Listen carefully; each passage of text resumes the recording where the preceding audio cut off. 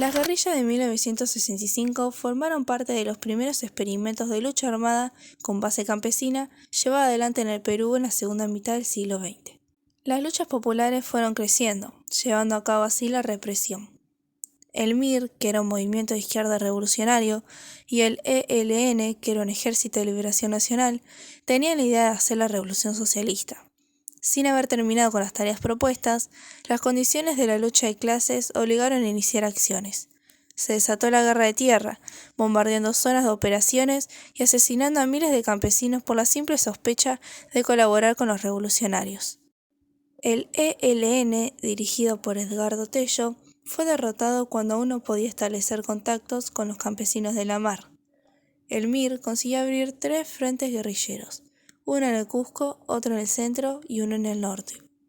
De esta manera, este paso hacia la lucha por el poder tuvo un giro inesperado. La razón de la derrota fue por falta de trabajo de masas más sólido.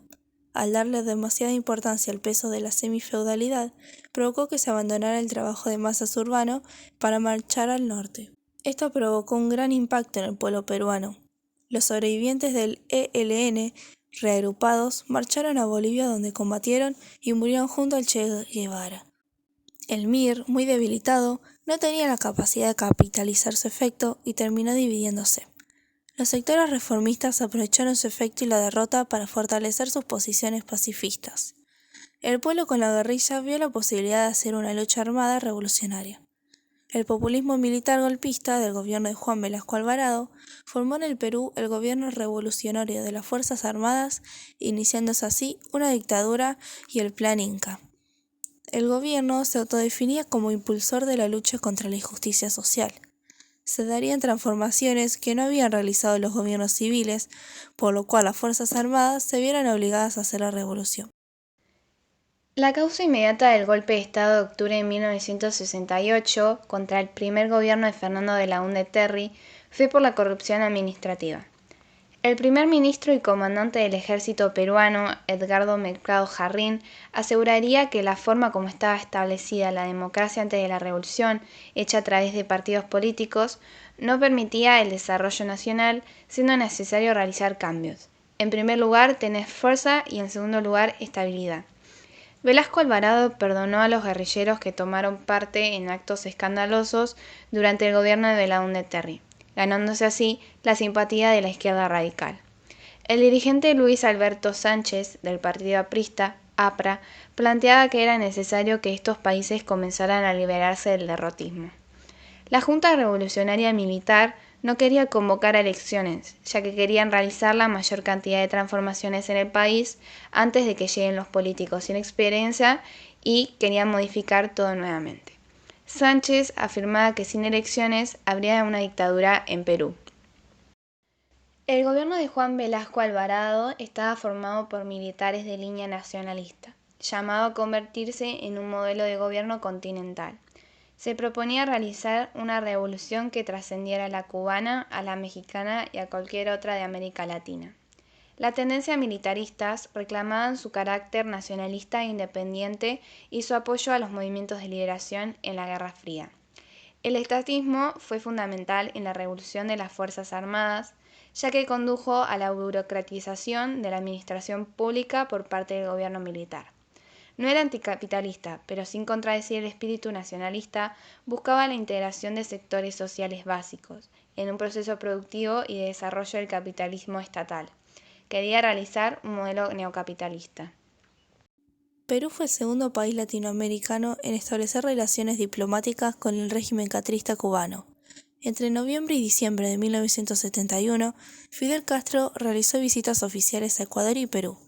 Fueron escalas técnicas de su viaje a Santiago de Chile para proteger al gobierno de Allende. Las reformas socializantes de Velasco se hicieron insostenibles. La defensa de la pobreza llevó a la formación y multiplicación incontrolable de mayores cinturones de miseria, llamados pueblos jóvenes en la ciudad de Lima. Esto fue consecuencia del fracaso de la reforma agraria y de la nacionalización de la minería, que provocó la migración de los habitantes del interior del país. Alvarado decía que el objetivo de la revolución militar era terminar con la oligarquía. Las revueltas comenzaron el 5 de febrero de 1975. El hecho fue una huelga policial por el reclamo salarial. En esta participaron la Guardia Civil, la Guardia Republicana y la Policía de Investigaciones. Según la versión oficial, el conflicto estuvo estimulado por viejos políticos, que habían sido apartados del poder por la revolución. La huelga fue apoyada por alumnos de la Universidad Federico Villarreal de tendencia aprista. Se produjo un levantamiento militar en la ciudad de Tacna el 29 de agosto de 1975. En esta fecha se anuncia que Velasco había sido destituido por haber desviado el proceso revolucionario y por su marcado personalismo. Se afirmó también que no se hallaba en pleno uso de sus facultades mentales, lo que inhabilitaba para continuar gobernando. Desde 1976 sufrió graves problemas de salud que implicaron varias intervenciones quirúrgicas y prolongadas hospitalizaciones. Finalmente murió en el Hospital Militar de Lima el 24 de diciembre de 1977.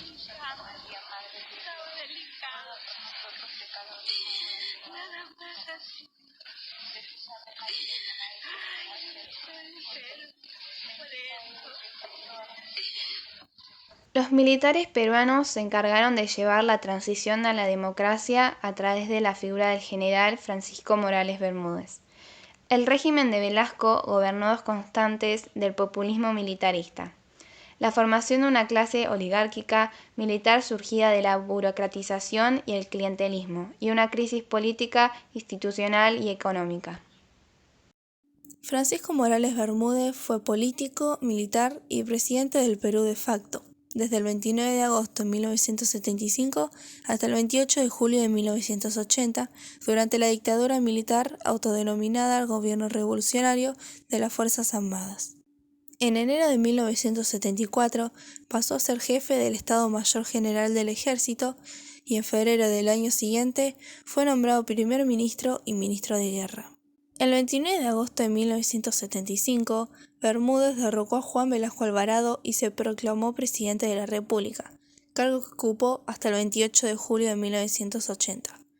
Desde la presidencia, Bermúdez organizó la transición a la democracia, convocando a la Asamblea Constituyente que se instaló en julio de 1978 y difundió la nueva Constitución en julio de 1979.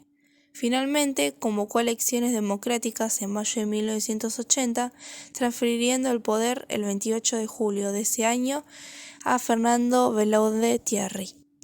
En Roma fue juzgado junto a 31 miembros de las juntas militares sudamericanas que formaron parte del Plan Cóndor y el 17 de enero del 2017 se lo condenó a cadena perpetua por estar implicado en el Plan Cóndor junto con 8 exmilitares de varios países andinos.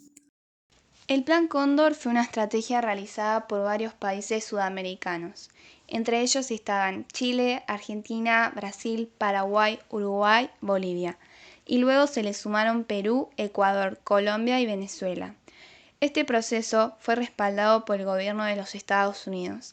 Fue creada por el general chileno Augusto Pinochet y firmada el 28 de noviembre de 1975. Sin embargo, se apropiaría la idea del Plan Cóndor a Henry Kissinger, a quien se le conoce como la mente maestra detrás de la estrategia inteligente. El pacto tenía como finalidad reunir información, realizar trabajos de inteligencia, reforzar las fuerzas de seguridad para lograr un mayor alcance en toda Latinoamérica y eliminar a las personas que afectaran al sistema político y económico de la región.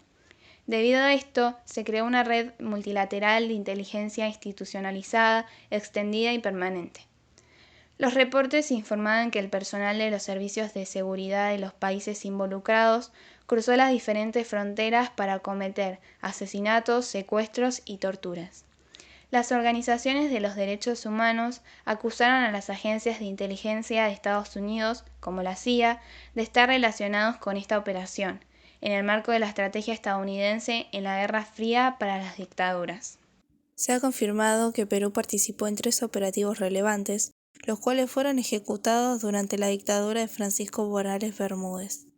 Entre los crímenes que se le acusan al expresidente se encuentran el secuestro del argentino Carlos Maguid, la expulsión de políticos peruanos a Argentina, secuestro y tortura a montoneros Lorenzo Viñas Gigli y Horacio Campiglia.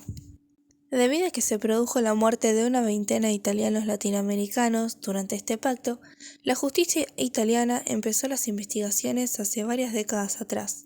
Como consecuencia, se hizo efectivo el arresto de 146 militares de Argentina, Bolivia, Brasil, Chile, Perú, Paraguay y Uruguay, entre los que se encontraban Bermúdez, que finalmente fue sentenciado a cadena perpetua, pero nunca la cumplió.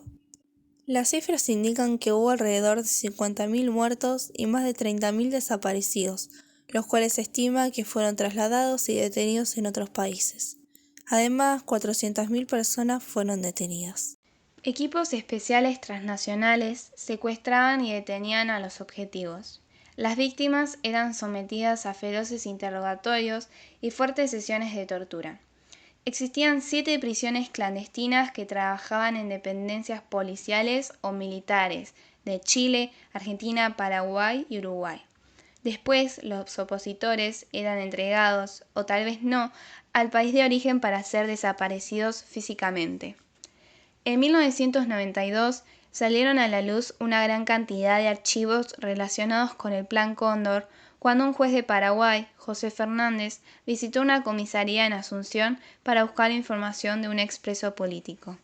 Casualmente encontró lo que llegó a conocerse como los archivos del terror.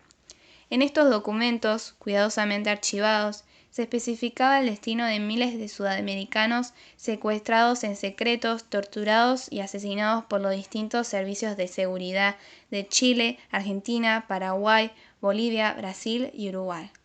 Este hallazgo fue clave para poner al descubierto el Plan Cóndor, fortalecer la democracia y permitir que la justicia avanzara. Estos documentos han sido la base para procesar y condenar a los represores de las dictaduras en la región. En Italia fue juzgado junto a 31 miembros de las juntas militares sudamericanas que formaron parte del Plan Cóndor por la muerte de 20 argentinos descendientes de italianos, por lo que fueron condenados a cadena perpetua por la Corte Penal 3 de Roma. No obstante, en 2015, Bermúdez negó tales acusaciones y dijo que, como gobernante del Perú de 1975 a 1980, su país no formó parte de la denominada Operación Cóndor. Pero países como Chile, Argentina, Paraguay, Uruguay y Brasil la conformaron en las décadas de 1970 y 1980 con la finalidad de eliminar elementos subversivos que buscaban sacar del poder a los gobiernos militares. Tiempo después se encontró un documento llamado Una breve mirada a la Operación Cóndor, que es un reporte de la CIA del año 1978, donde aparecen los países que formaron parte de esta operación. Allí se puede observar claramente que Perú y Ecuador recientemente se habían unido al Plan Cóndor en 1978. El expresidente peruano fue juzgado por separado, aunque formaba parte del megajuicio por el Plan Cóndor llevado a cabo en Italia. En el marco de este juicio, se confirmaron en julio del 2021 14 cadenas perpetuas a represores de Chile y Uruguay por la desaparición y muerte de una veintena de opositores de origen italiano. Bermúdez, sentenciado en ausencia en primera instancia en 2017 y en segunda en 2019, fue condenado junto con el entonces coronel Martín Felipe Martínez Garay, responsable de la Policía de Inteligencia peruana. A los dos condenados se les imputa haber organizado el asesinato en 1980 del militante ítalo-argentino del grupo guerrillero Montoneros, Lorenzo Viñas Gigli, de 25 años, y de Horacio Campiglia, otro dirigente del grupo, quien fue secuestrado en Brasil y trasladado en Argentina, donde se le vio por última vez en el centro de detención clandestina de Campo de Mayo. Sin embargo, debido a que no fue extraditado, Morales en los hechos no resultó afectado por esta condena. Continuó teniendo su libertad en el Perú hasta su fallecimiento en julio de 2022 a los 100 años de edad.